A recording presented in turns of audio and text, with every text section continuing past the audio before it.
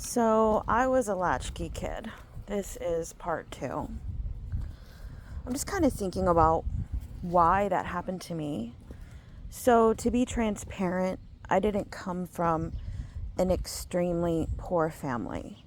So that wasn't the scenario, because a lot of times when I thought about a latchkey kid when I was younger, a lot younger, like kid, I always thought that would be somebody that maybe came from a poor family.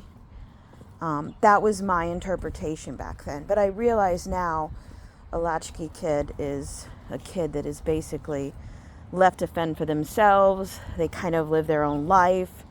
Parents don't have much interaction. They're never there with them. That was my life. Not because my parents had to work 24/7 or because they couldn't be there, but they chose not to be there. My mom just had a normal 8 to 4, 8 to 5 job and a dentist office for years. And at night and on the weekends, she did whatever she wanted to do.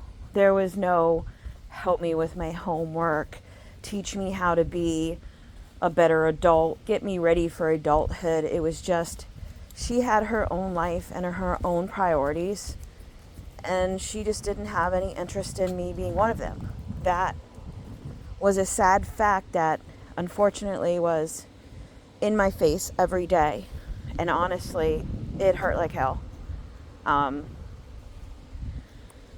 Why my mother didn't love me, or why she didn't love me the way that she should have, I can't explain that to you. She just didn't.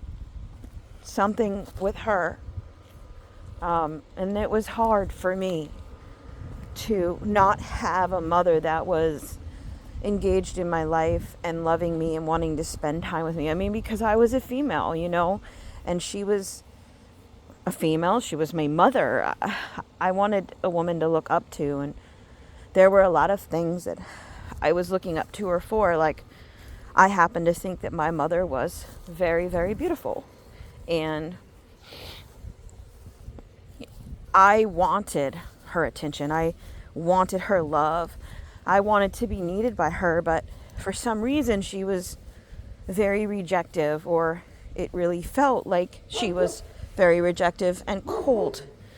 And that was very, very hard for me to deal with. To this day, this is a long time later that I've decided to speak up and start giving my voice. To this day, I don't understand. And my mother's not alive anymore. And it leaves all these things that are going to be unresolved for my whole life, because she's gone, and they didn't get worked out, and they didn't get fixed, and they didn't get solved, and she didn't want to solve those things. Or it seemed like maybe she had mental health issues where she wasn't going to be able to ever face things with me or get it to a better place. No, let's go backwards. So I don't want to talk a lot about the fact that she's not alive anymore right now, but it was just hard to be a kid and going through kid things and experiences and stuff where I would have liked to have had a mother that was present in my life and interested. And